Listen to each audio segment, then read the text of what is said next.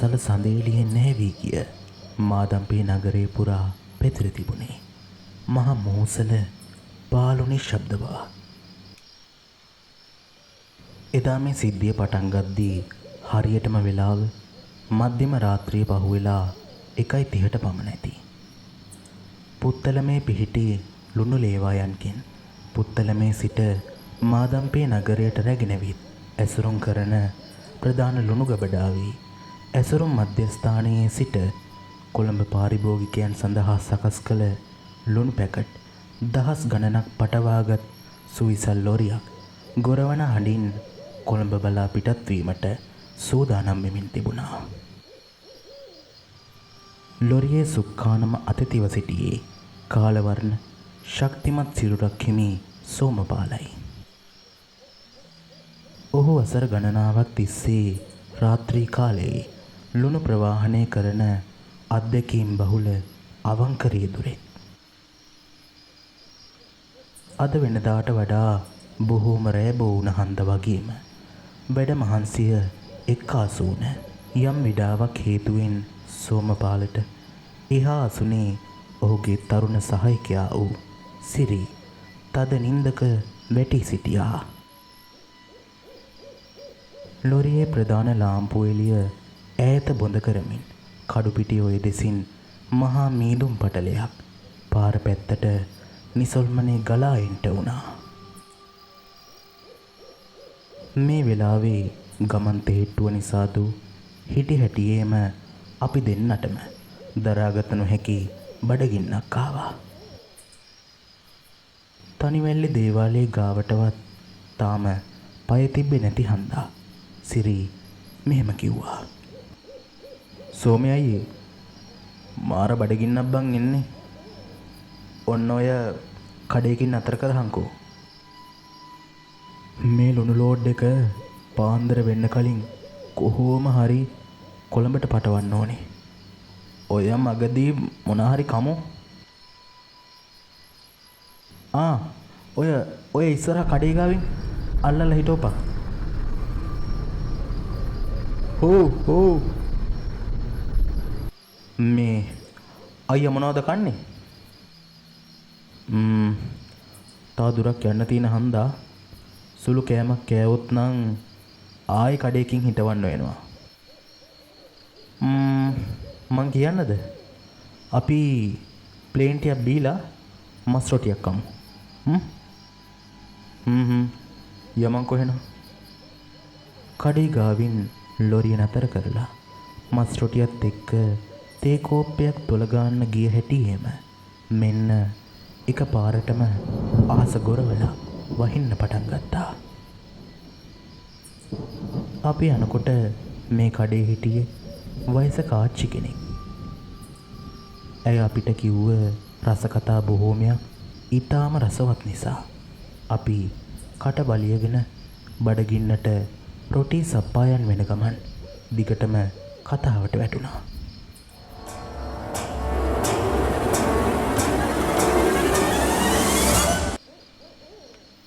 මේ මහත්තුරු මේ පලාතේ නන් නෙවෙයි වගේ. අනේ ඔව් නැන්දේ. අපි රස්සාවකට තමයි මෙහි ආවේ. එහෙමද මහත්තයෝ? මේ මොනවද මේ මහත්තුරු කන්නේ බොන්නේ එහෙම? අපිට මස් රොටි 4කුයි ප්ලේන්ටි 2කුයි දෙන්න. හොඳමයි. ඔය මහත්තුරු ඈඳි ගන්ටකෝ. මං විගහින් ඉන්න. හොඳයි. මේ සෝමේ අයියේ බුලත් පිට කනවද? දැන් එපා බා. රොටි කාලා තේ බීලා බඩත් පුරෝගෙන අපි දෙන්න ආයෙමත් අපේ රස්සාව කරන්න ගත්තා. ටික දුරක් යද්දී බෙල්යායක් ගාවින් අපේ ලොරිය එක පාරටම නැවතුණා. මන්නම් හිතුවේ ඩීසල් ඉවරයි කියලා. හැබැයි එහෙම දෙයක් නෙවෙයි එතන සිද්ධ වෙලා තිබ්බේ. හා සිරියෝ මාර වැඩේ බං. ඇයි මොකද්ද? මෙන්න මේක රත් වෙලා බං.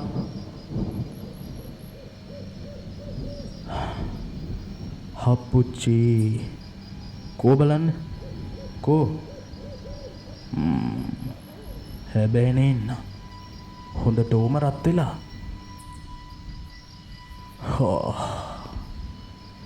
දැන් මොකද බං කරන්නේ? වතුර බෝතලෙත් ඉවරයි. හප්පා වතුර බෝතලයක් දාලා නම් මේක ගොඩ ගන්න බෑ.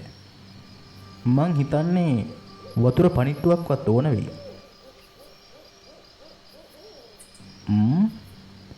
අර ඇතින් පේන්නේ ගේ කෙලියක් නේද?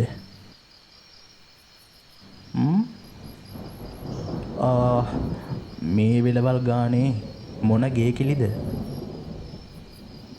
වරින්කෝ යන්න කවුරුම හරි ඇති. හා යන්කෝ අයියේ.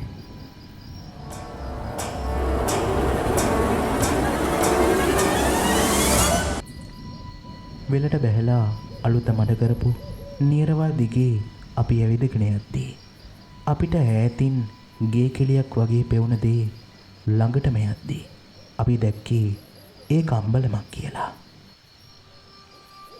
අම්බලමට ඉස්සරහා ලොකු ගොරොක් ගහක් ළඟ පිල්ලිදක් තිබ්බා.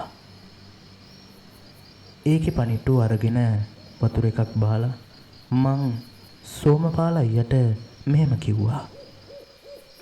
සෝමය අයියේ මං ටිකක් අම්බලමෙන් ඉන්නම්. මේ ගිහිල්ලා මේක ලොරියට වක් කරන්න. ඔව් මං ආයේ එන්න එපේ. මේ පණිට්ටුව තියන්න. එහෙනම් උඹ ඔහම හිටහන්. සෝමි අයියා වාහනේ පැත්තට ගියා. ඒ අතරේ අම්බලමේ ගිමන් නිවන සිරි අද්දික උත්සලා ඈනුමක් හරිද්දී පින්ලිඳ ගාව කවුදෝ මන්දා සුදු ඇඳගත්ත ගෑනු කෙනෙක් ඔහු දිහා බලාගෙන ලේ පෙරුණු මූණකින් දත් විලිස්සලා hina වෙනවා. සිරිගේ මුළු ඇඟම සීතල වෙලා ගියා. කෑ ගහගෙන දුවන්න හැදුවත් ඒ ගෑනු කෙනා ඇඟට පයින්න කුරුමානම් අල්ලනවා. සිරි මේ වගේ බහූත විශ්වාස නොකරන හන්දා ටිකක් ලං වෙලා බලන්න හදද්දිම සෝමපාල එතෙන්ට ඇවිල්ලා ලිඳේ පණිට්ටුව සිමෙන්ති පොළවකින් හයියෙන් තිබ්බා. ටිකක් ගැස්සුන සිරි සද්දියාව පැත්ත බලද්දී ඒ ඉන්නේ සෝමපාල. මොකද බම් මේ බය වෙලා වගේ? නෑ බං මෙතන ගෑනු කෙනෙක් හිටියනේ. ඒත් දැන් නෑ. උඹට විකාර බං. අන්න හරි ලොරිය උන බැස්සා. යම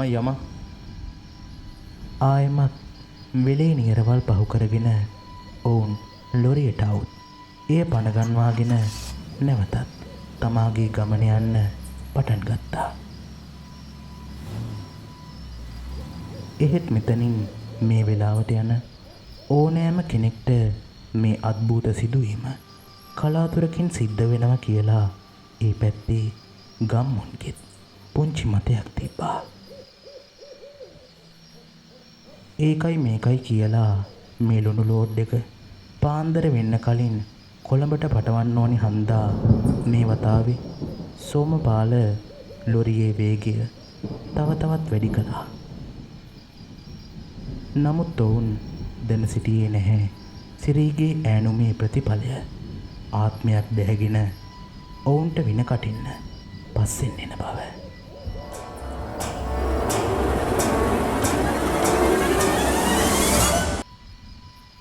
මාදම්පේ තනිවැල්ල මහා දේවාල සීමාව ආරම්භ වන රේඛාවට අග්ගිස්ස දිහාවට සෙමින් ලොරිය ළඟා වෙමින් තිබුණා. සිරියෝ සිරියෝ පොඩ්ඩක් ඇහැරියන්. අර ඉස්සරහා තියෙන පඳුරු පෙට්ටිය ළඟ ලොරිය නතර කරමුනේ පොඩ්ඩක්. රුපියල් දෙකක් දාලා දෙයියන් වැදලා යන්න. සෝමපාල සිරිගේ උරහිසට තට්ටු කරමින් කනගාවට පාත් වෙලා තමයි එහෙම කිව්වේ. සිරි මේ දේවාල පස්සේ නොයන භෞතිකවාදී අදහස් දරන කෙනෙක් හන්දාම ගමන්ත හෙට්ටුවත් නිදිමතත් නිසා කෝපයෙන් වගේම පීඩාවෙන් ඇස් දෙකත් පියදමමින් අඩවන් දෑසින් වටපිට බැලුවා.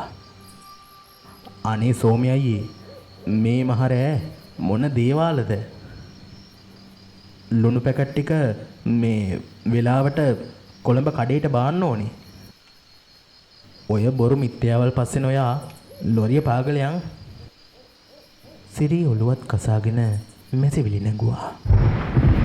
සෝමපාල දේවාල අඩවියගෙන හොඳින් දැන සිටියද එදින දැඩි පීඩාව සහ සහායකයාගේ උදාසීනකම නිසා තරහ මරහ වෙන්නත් නොහැකිම නිසා ඔහුගේ කීමට හරස් නොවී ඉඳීමට වේලාවේ හැටියට සෝමපාල වග බලා ගත්තා.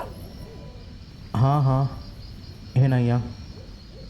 එසේ කියා දේවාලයේ පඳුරු පෙට්ටිය පහු කරමින් ලොරිය වේගයෙන් ධාවනය කළා. තනිමැල්ලේ බණ්ඩාර දෙවියන්ට පඳුරක් දෙබීම ඔවුන්ට මගහැරී ගියා.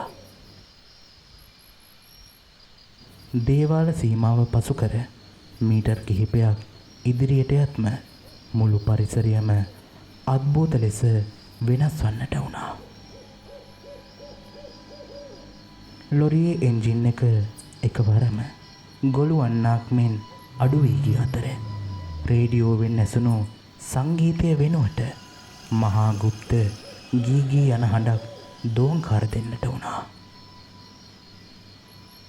ඒ හඬ ඊටාම කන්දික මුළුගස්සන දත් හිරිවට්ටන විශාල ගෝසාවක්. සෝමි අයියේ මොකක්ද ඒ සද්දේ? එසේ කීව සිරි බියෙන් තැතිගෙන ජනේලයේ පැත්තට ගුලි වුණේ Tamanගේ කන් දෙක හයියෙන් තද කරගෙන. සෝමපාල ලොරිය පාලනය කිරීමට උත්සාහ කළද එකවරම ලොරියේ තිරිංග සම්පූර්ණයෙන්ම ක්‍රියාවිරහිත වුණා. ඒ සමගම මහා බෑවුමක් සහ වංගුවක් සහිත කඩු පිටියෝය පාලම ඉදිරියෙන් මතු වුණා.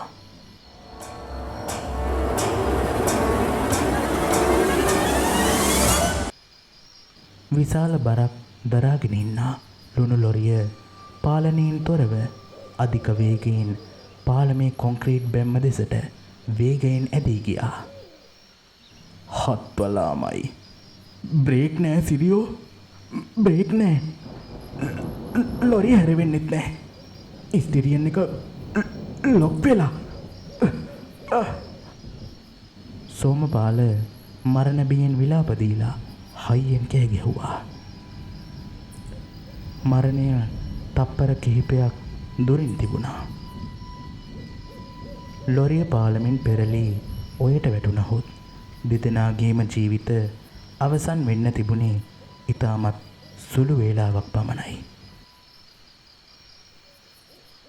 හරියටම ලොරිය පාලමේ බැම්මේ වැදීමට මෙන්න එකම එක තප්පරයක් තිබියදී මුළු පළාතම සුදු පැහැති තේජවන්ත ආලෝකයකින් පිරී ගියා. කන් බිහිරි කරවන සල්සල් ශබ්දයක් සමගින් රත්තරන් සලඹ හඬක් ඇසුණු අතර ඈතින් අශ්වයෙකු කුරගසන අඩි සද්දයක් වාතයට මුසු වුණා. වීදුරුවෙන් පිටත අඩි 6ක් පමණ උස ඇති සුදු සීලයකින් සැරසුණු දිලිසෙන දිව්‍යමය කඩුවක් අතටි තේජවන්ත ස්වරූපයක් සෝමපාලට සහ සිරිට පැහැදිලිවම දෘශ්‍යමාන වුණා. ඒ රූපය තමන්ගේ අතිවිශාල දෑත් දෙක ලොරියේ ඉදිරිපස බෆරේ මත තබා ඉදිරියට ඇදුණු ටොන් ගණනාවක් බර ලොරිය එක තැන නතර කිරීමට වෙර දරනවාක් මෙන් ඔවුන්ට පේන්න ගත්තා. දෙයනේ තනිවැල්ලි දෙය හාමුදුරුව සාදු සාදු අනේ වරදක් වූවානම් සමාවෙන්න දෙයි හාමුදුරුවනේ. සෝමපාලට හිත අගුළු වැටුණාක් මෙන් කියවුනේ එපමණයි. මහා හඬක් නගමින් ලොරිය එක තැන නතර වුණා. පාලමේ බැම්මට ලොරියේ ඉදිරිපස වෙදීමට තිබුණේ අඟලකටත් වඩා ඊටාම අඩු ඉඩක්. සෝමපාල සහ සිරි බීන් හා පුදුමෙන් ගැහෙමින් සුක්කානම මත හිස තබාගෙන අපහසුවෙන් නිද්දී මොහොතකින් මුළු පරිසරයම නැවතත් නිශ්ශබ්ද වුණා. අර දිව්‍යමය ආලෝකය සෙමෙන් නිවී ගිය අතර සුදු අශ්වයෙකු පිටින් කඩු පිටි ඔය දෙසට පියඹා යන තේජවන්ත රූපයක සේයාවක් මීදුම අතරින් මැකී යනු ඔවුන් දෙදෙනාම සියසින් දුටුවා. සෝමපාල සහ සිරි වහා ලොරිය නැවත පණ ගැන්වුවා. පුදුමයකට මෙන් ලොරියේ තිරිංග සහ සුක්කානම නැවතත් සාමාන්‍ය පරිදි වැඩ කරන්න පටන් ගත්තා. ලොරියට කිසිදු හානියක් නැහැ. සිරී තමන්ගේ ඔළුවට තම දෑතම තබා ඒ මොහොතේ සාදුකාරදී වැඳ වැටි හයියෙන් හඬන්නට වුණා. සෝමයයියේ තනිවැල්ලේ දෙයියෝ ඇත්තටම ඉන්නවා. අපේ නූලෙන් ජීවිතේ බේරුවේ තනිවැල්ලි බණ්ඩාර දෙයි හාමුදුරුවෝ. සිරී වෙවුලන හඬින් එසේ කීවා. ඔවුන් දෙදෙනා වහාම හැරි තනිවැල්ලේ දේවාලයේ දෙසට වාහනයෙන් වේගයෙන් ගොස් පඳුරක් දමා උන්වහන්සේට ගෞරව කළා. දේවාලයේ දොරටුව අසල ඇති දෙවැන්ත සුදු අශ්වරුව දෙස ඔවුන් සූක්ෂමව බලද්දී එහි දැස්වලින් තවමත් දිව්‍යමය කරුණාව විහිදෙනවාක් මෙන් ඔවුන්ට දැනෙන්න ගත්තා. ඔවුන් තමන් සතු සියලුම මුදල් පඳුරු පෙට්ටියට දමා හිස බිම තබා දෙවියන්ට ස්තුති කළා. එදා පටන් සිරී හෝ සෝමපාල කිසිම දිනක දේවාල භූමිය පහු කරන්නට මත්තෙන් පඳුරක් නොදමා මාදම්පේ සීමාව පසු කළේ නැහැ. අදටත් ලංකාවේ නන්නාඳුනන දෙසින් යන එන සියලුම රියදුරන් තනිවැල්ලේ දේවාලය අසලින් යද්දී රථේ නතර කර කාසියක් දෙමීමට අමතක නොකරන්නේ මෙවැනි විශාල අద్භූත සිදුවීම් හාස්කම් නිසාමයි.